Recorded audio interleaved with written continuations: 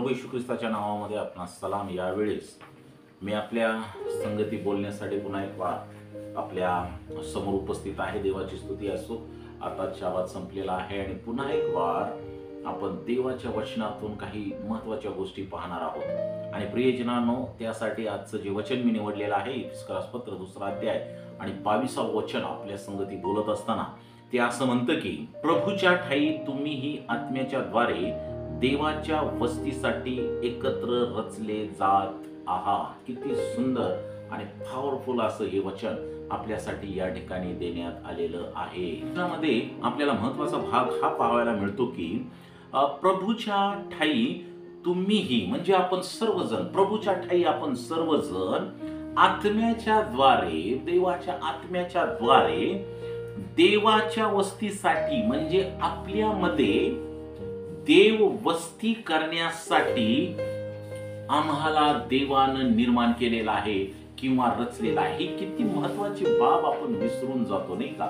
मंडळी या नात्यानं म्हणा किंवा जगातील प्रत्येक व्यक्ती या नात्यानं म्हणा, आपण ही बाब विसरून जातो की आपली जी रचना आहे ती रचना आम्हाला यासाठी रचलं गेलेलं आहे की आमच्यामध्ये प्रभूच्या ठाई तुम्हीही आत्म्याच्या द्वारे देवाच्या वस्तीसाठी म्हणजे आमच्यामध्ये देवाची वस्ती व्हावी यासाठी आम्ही रचले गेलेलो आहोत। किती अद्भुत अशी बाब आहे प्रियजनांनो की परमेश्वर आमच्यामध्ये वस्ती करू इच्छितो आणि मग आपलं जे जीवन, आपलं जे शरीर, आपलं जे विचार, आपलं जे माइंड किती परफेक्ट पाहिजेत, कारण की त्या ठिकाणी प्रभू परमेश्वर स्वतः वस्ती करू इच्छितो। ही बाब प्रत्येक व्यक्तीनं ध्यानात ठेवण्याजोगी आहे। ही बाब प्रत्येकानं लक्षात ठेवण्याजोगी आहे की परमेश्वर माझ्यामध्ये वस्ती करू इच्छितो, त्यासाठी माझी रचना झालेली आहे आणि त्यासाठी मी अगदी परफेक्ट असा मी त्या ठिकाणी असणं गरजेचं आहे। कारण की मी यासाठी रचले गेलेलो आहे की परमेश्वराची वस्ती माझ्यामध्ये व्हावी। प्रियजनांनो, तुम्हाला मला माहित आहे की देवानं मोशेला सांगितलं होतं की तू माझ्यासाठी वस्ती स्थान असं बांध, माझ्यासाठी निवास मंडप तयार कर। आणि तेव्हा मोशेला परमेश्वरानं पर्वतावरती दर्शन दिलेलं आहे। मोशेला पर्वतावरती दर्शन देऊन परमेश्वरानं परफेक्ट नमुना जो आहे तो स्वर्गामध्ये असलेल्या त्याच्या पवित्र स्थानाचा नमुना मोशेला दाखवला आणि परमेश्वरानं सांगितलं की बरोबर एक्झॅक्ट याप्रमाणेच सर्व गोष्टी तंतोतंत करण्याची आज्ञा मोशेला त्या ठिकाणी देण्यात आलेली होती।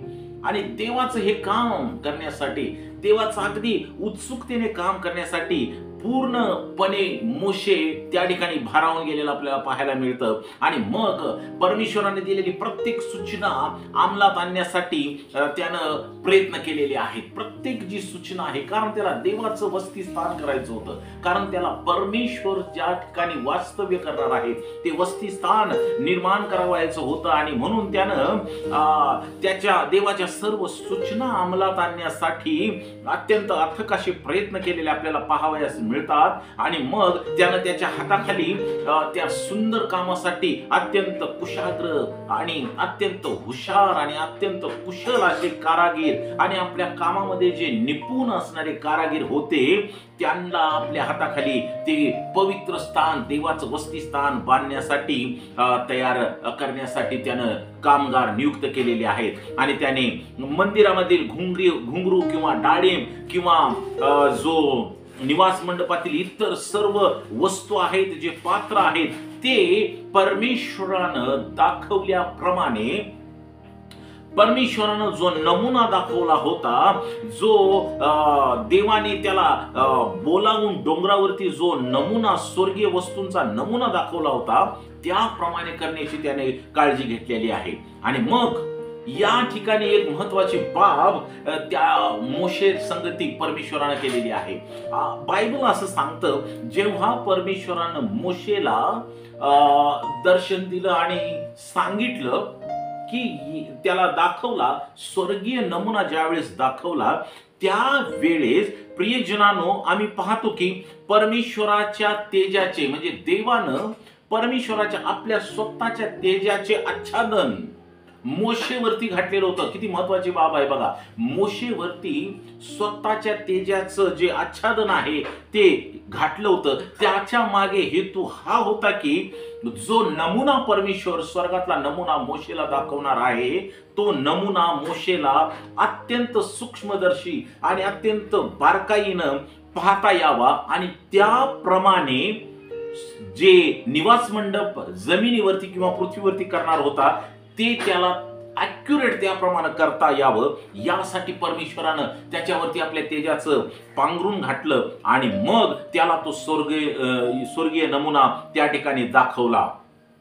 आणि मग त्याला सूचना करण्यात आली आहे की मी जे तुला दाखवलेलं आहे, आतापर्यंत आपल्याला असं वाटतं की परमेश्वरानं त्याला दाखवलं, पण दाखवत असताना जी बाब महत्वाची केली ती आम्ही विसरतो. ती बाब कोणती होती की स्वतःच्या तेजाचं आच्छादन मोशेवरती टाकलं, यासाठी की त्याला तो कुठंही जगाकडे त्याचं लक्ष न जाता फक्त आणि फक्त त्यानं ते पाहावं की परमेश्वराचं मंदिर कसं आहे, त्याच्या लक्षात बसावं, त्यानं बारकाईने त्याचं निरीक्षण करावं. कारण त्याला आता पृथ्वीवरती ते मंदिर किंवा देवाचं निवास मंडप करायचं होतं. आणि मग त्या नमुन्याप्रमाणे मोशेनं देवाचं मंदिर बांधण्यासाठी दक्षता घेतलेली आपल्याला पाहावयास मिळतं. आणि म्हणून जशा वस्तू त्या ठिकाणी त्याला दाखवण्यात आल्या होत्या तशाच वस्तू करण्यासाठी त्यानं आपली सर्व बळ खर्चलेलं आहे. आणि मग अगदी त्यानं आज्ञा दिलेली आहे की ही वस्तू, हे मंदिर आणि मंदिरातली प्रत्येक वस्तू कशा प्रकारे झाली पाहिजे, आणि मग त्याप्रमाणे सर्व त्या ठिकाणी करण्याची खबरदारी मोशेने घेतलेली आहे. आम्ही पाहतो की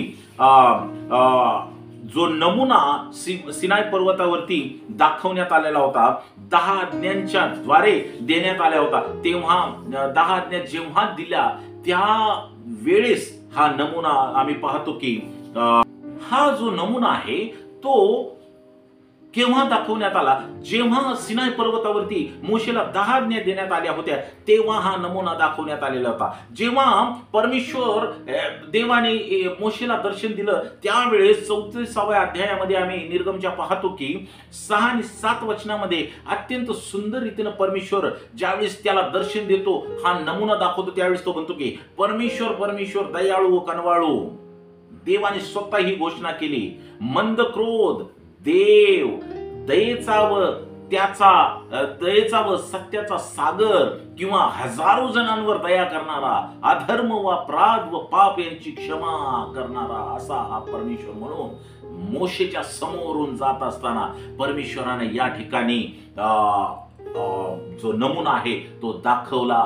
10 आज्ञा ज्या आहेत त्या 10 आज्ञा परमेश्वराने मोशेला दिल्या आणि मग त्याप्रमाणे इस्रायल लोकांनी वागायचं होतं. आपले मार्ग आपल्या देवाच्या मार्गात चालायचं होतं. आपल्या मार्गाप्रमाणे त्यांनी देवाच्या मार्गाप्रमाणे चालायचं होतं. आपल्या मार्गाप्रमाणे त्यांनी चालायचं नव्हतं, कारण की त्यांना आता देवाचं मंदिर बांधायचं होतं. त्यांना आता 10 आज्ञा त्यांच्याकडे होत्या. त्यांच्याकडे खूप मोठ्या प्रमाणात पवित्रतेचं काम आता त्यांच्या हातामध्ये मोशेद्वारे परमेश्वराने दिलेलं होतं. परंतु इस्रायल लोकांनी आपले मार्ग पसंत केले.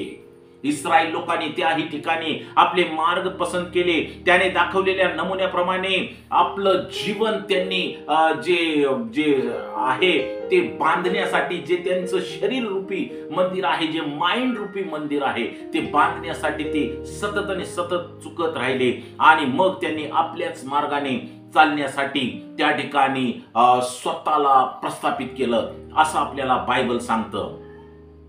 परंतु प्रियजनांनो, जर या इस्रायल लोकांची तुलना आपण येशू ख्रिस्ता संगती जर केली तर येशू ख्रिस्त देवाच्या वस्तीस्थानाचे खरे मंदिर असल्यासारखा त्या ठिकाणी आपल्याला दिसतो.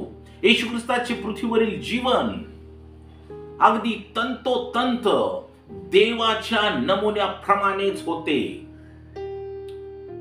त्याचा नमुना जो जसा पृथ्वीवर मंदिर बांधण्यासाठी स्वर्गातला नमुना, मंदिराचा नमुना दाखवण्यात आला होता आणि तसंच मंदिर त्या ठिकाणी बांधायचं होतं, त्याच पद्धतीनं 10 आज्ञा सुद्धा दिल्या होत्या, जेणेकरून इस्रायल लोक देवाचे मंदिराप्रमाणे पवित्र होतील आणि इस्रायल लोकांच्या त्या शरीरामध्ये किंवा इस्रायल लोकांच्या मध्ये परमेश्वर स्वतः वस्ती करेल यासाठी त्यांना 10 आज्ञा देण्यात आल्या होत्या आणि त्यांच्यामध्ये मंदिर असावं यासाठी स्वर्गातल्या नमुन्याप्रमाणे मंदिर सुद्धा त्यांना दाखवण्यात आलेलं होतं.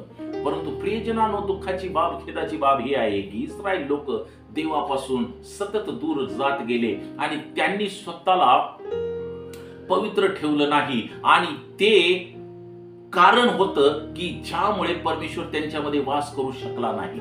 परंतु प्रियजनांनो, आजचं वचन आम्ही वाचतो की प्रभूच्या ठाई तुम्हीही आत्म्याच्या द्वारे देवाच्या वस्तीसाठी एकत्र रचले जात आहात. आम्ही देवाच्या वस्तीसाठी, आमच्या जीवनामध्ये देवाची वस्ती व्हावी यासाठी रचले गेलेलो आहोत किंवा रचले जात आहोत काय, हा प्रश्न आम्हा सर्वांच्या समोर आहे.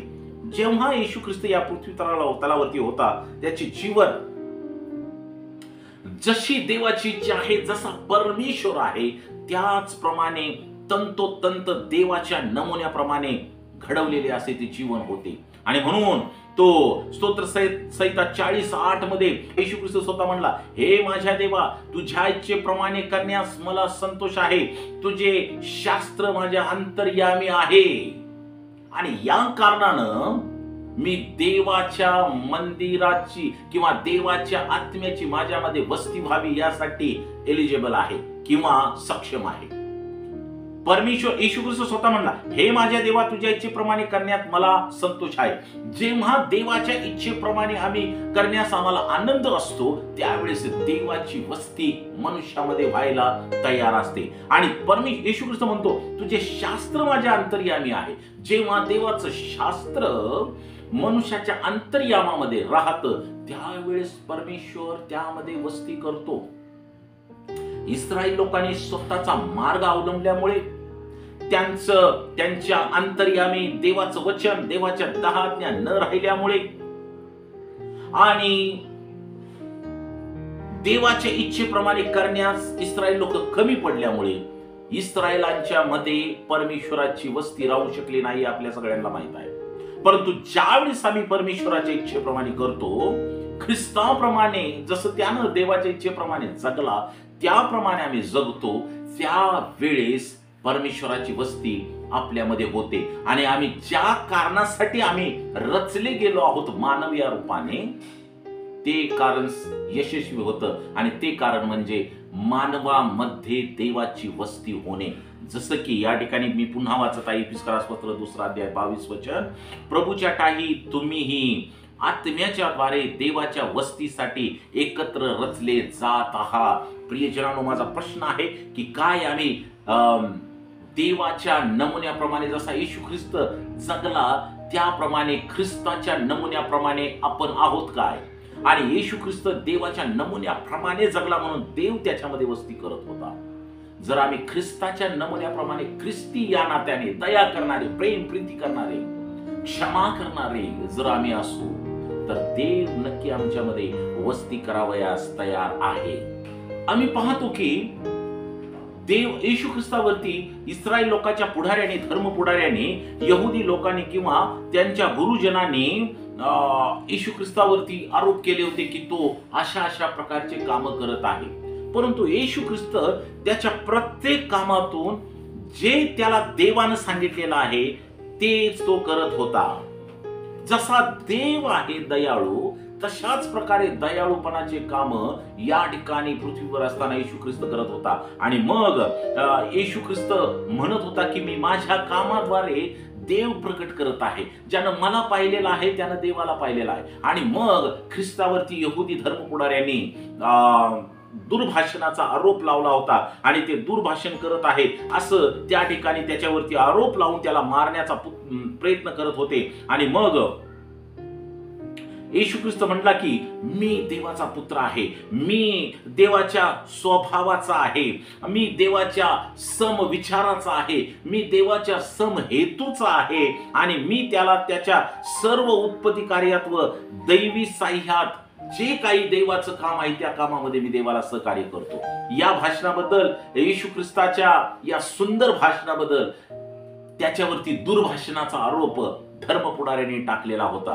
परंतु प्रियजनांनो, येशू ख्रिस्त जसा परमेश्वर दयाळू आहे तशाच प्रकारे दयाळूपणाचे काम या ठिकाणी करत होता, असं आपल्याला पाहावयास मिळतं. आणि म्हणून प्रियजनांनो, आम्ही सुद्धा ख्रिस्ताप्रमाणे दयाळूपणाचे काम करून जी त्याची इच्छा आहे, इस्रायलाच्या लोकांप्रमाणे आम्ही बहकून जाऊ नये, तर देवाची जी इच्छा आहे त्या इच्छेला अनुसरून आमची जी निर्मिती देवाने केलेली आहे की देवाचं वास्तव्य आमच्यामध्ये व्हावं, त्या देवाच्या इच्छेला, त्या देवाच्या कृतीला आम्ही अपमानित करू नये. आमचं रोजचं काम, आमचं दैनंदिन विचार, आमचं जीवन हे सदैव देवाची इच्छा पूर्ण करण्यामध्ये आहे का याची पडताळणी आम्ही करावी. आणि सदैव सर्वांच्या संगतीत चांगलं वागून देवाचं कार्य करण्यामध्ये सदैव अग्रेसर असावं, देवाची इच्छा पूर्ण करण्यामध्ये अग्रेसर असावं, जेणेकरून आमच्यामध्ये देवाची वस्ती होईल. आम्हाला ज्या कारणास्तव रचण्यात आलेला आहे तो हेतू देवाचा पूर्ण होईल. आम्ही रोज देवाच्या कार्यामध्ये आणि देवाची इच्छा पूर्ण करण्यामध्ये अग्रेसर असूया.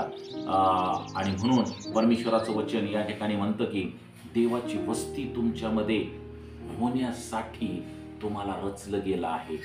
देवबाप करो की तुमच्यामध्ये, ऐकणाऱ्यांच्या प्रत्येकांच्या मध्ये परमेश्वराची वस्ती व्हावी आणि तुम्हाला शांती, सुखा, समाधानाचं, आनंदाचं जीवन प्राप्त व्हावं आणि परमेश्वर तुमचा उपयोग त्याच्या कार्यासाठी करून घ्यावा, परमेश्वरानं तुमचा उपयोग त्याच्या कार्यासाठी करून घ्यावा, अशी माझी प्रभूचरणी प्रार्थना आहे.